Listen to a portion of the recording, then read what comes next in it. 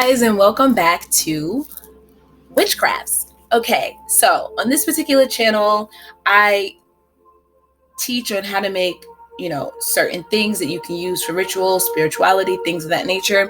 And I also do crafts, right? So today we're going to be talking about a major craft that I made, which is my altar. I will not remake the entire altar for you. So if you're looking for a do-it-yourself video, this is going to be more like it's going to be more like a class in theory as opposed to actually a tutorial. Okay. My altar is already assembled. I would not tear down my altar to remake it for a video. It's too important to me, just me personally. But I will go over some of the things that I have on my altar. So when making an altar, the first thing you need to think about is the design.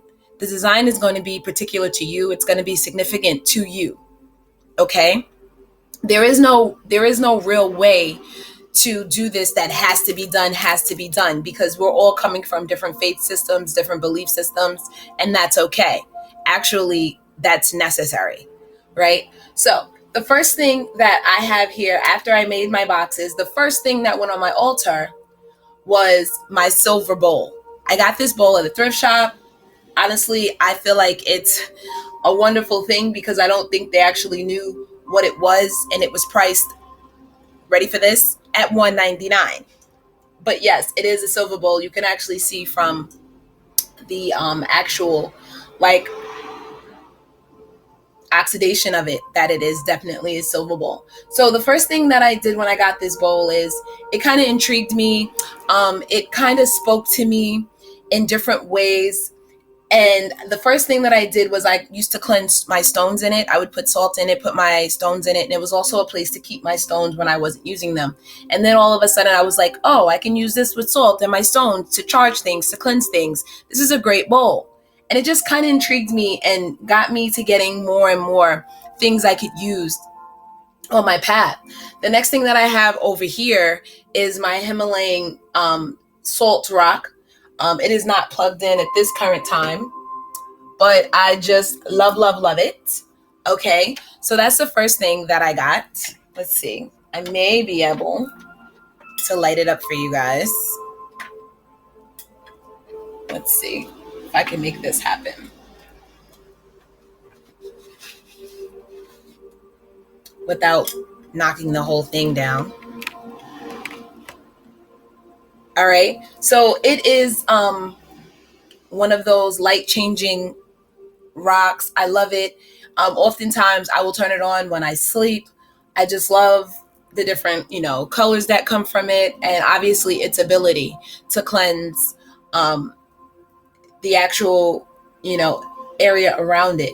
Now, one thing I will tell you about this particular stone that a lot of people are not aware of if you don't own one, but if you're going to put a stone like this on your altar, I would definitely put something under it so that the things under it wouldn't get ruined, because this stone actually attracts water to it and it will appear wet at times. And I've even had it to the point where the humidity was high enough that the stone actually began to leak a little bit. I thought it was something weird from the inside. And as I did my research, I realized it's just the nature of the Himalayan sea salt. It will kind of give off like a liquidy type of residue because it does attract moisture to it. This is another thing that I picked up in a thrift shop. Just a little bit of a warning. Anything that you get from anywhere, you should be cleansing before you use it in a spiritual practice, ritual, or an altar. That's just my advice. You don't have to, but it's my advice. Now, another thing that I made is my 4-corner compass. And this compass was made with clay and crystals. Let's see if I can bring it closer to you guys. You guys will see me use a lot my crystal collection. I will often bring it to camera and show it. I got it from Michael's. If you've seen the moon water and the moon tea video, you can see the box of crystals that I got. I didn't bring them in for this video and I'm not going to go and get them. However, I will show you this. This is a bottle of citrine. As we know, citrine is known to help with money as well as prosperity, abundance in general. So this is one of the little jars that came out of the collection. It comes with about, I would say, anywhere from 12 to 16 little bottles. It's a great starter kit. I'll show it on another video, maybe on like a crystal video or something like that. You can check for that. All right. So the next thing that I have up here are candles.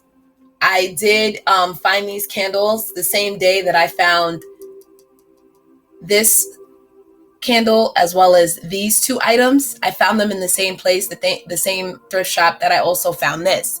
This was on its own day, maybe over a year ago, maybe even more than that. These things were found, the candles and these two Egyptian pieces were found on the same day. Now, the reason why I do have Egyptian pieces is because I've always been intrigued with just the Egyptian way of life. And not only that, like the spirituality involved in it, it's always called to me. I swear I was Egyptian in another lifetime. However, the Sphinx, it has its own meanings. For instance, I'll give you a little bit of a background. The Sphinx is about having the mind of a human and the body of an animal. In other words, knowing that we need to control ourselves through our mental, because that's the only way. And if you ever notice, like in tarot, the chariot is being led by two Sphinx, which represent duality and mastery, right? And the ability of two different dualities to move forward. This is just an item that I have. It's what it means to me. It doesn't have to mean this to you. You do not have to have Egyptian pieces. You do not even have to have candles. It depends on what your magic is based on. Also, too, up here, I do have different like gourds and stuff like that in here. This one I've had for so long. It's hollowed out. And I love these because when they don't really decay in a way where, like, you know, regular fruit decays or vegetables decay, where you get the fruit flies in a weird, no, they just hollow out. And a lot of cultures use them to make music. So I just love them. I love music. I love the idea of the process of just one use and then another use. I love that. So as you can see, the things on my altar, they have dual meanings to me. They mean something to me, correct? Now, because I am just involved and just love African Egyptian culture, I actually picked these two bookends up on the streets of Manhattan. I bought them for, like, I don't know, something ridiculous. Like, it couldn't have been more than $12. I don't really carry cash, so it had to be a very small amount of money that I actually paid for them. Now, on my Nefertiti that I have here, she has a necklace on that is very significant to me. I don't know if you guys can see this. This is a crystal necklace. I do believe that it is either a museum store necklace or it's a Ross Simon necklace. Not significant at all. I actually have that on there as a representation of my ancestors. It belonged to someone very significant. I do have, because I do work with my ancestors, I do work with my guides. I do have items here from ancestors and people that have passed on, several different items. Because altar is kind of a private thing, I won't exactly point out which things they are, but I do have strong ancestral energy here on my altar because that means something to me. Depending on how you practice and who you are, you will have things that mean something significant to you. The next thing that I have here is my cauldron. Okay, now, as you know, depending on where you draw your power from or what supports you or what calls to you, you will have different things on your altar. Because this is my cauldron that I do use for rituals, I do have some burnt different things in here, herbs and petitions and things of that nature that have been used in rituals prior.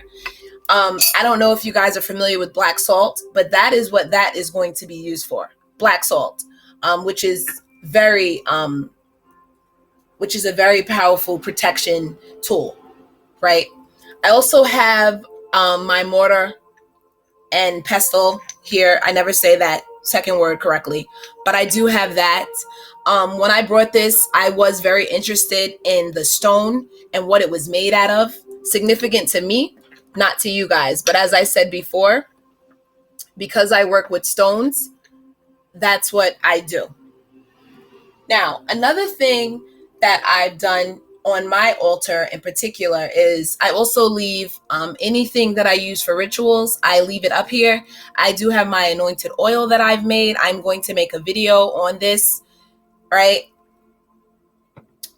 And I also have my charged moon water. Some people say you should cover your moon water. I will get to that, but for this particular case in point, obviously I needed to have it uncovered. This is also moon water. It's just a larger jar of this. Okay. I do have the moon water and the moon tea video up. So if you're interested to know what's in them, check that video out. All right. So this has been my video on altars. These are also candles, just before I go, candles that I've used in rituals. If they're not all the way burnt out, I will bring them back in. Depending on what I'm trying to achieve that day, I will relight them to once again reignite that magic. I've heard people say that they light their candles at their altar to kind of activate their altar. I believe that my altar is always activated because that's why I made it. That's why it's here. That's what it represents. The next thing that I have before I go, I keep saying that, but I almost forget because these things are they're here, but I see them every day. This picture here is an elephant. Elephants have become very significant to me lately in reference to just blockages being removed and things of that nature.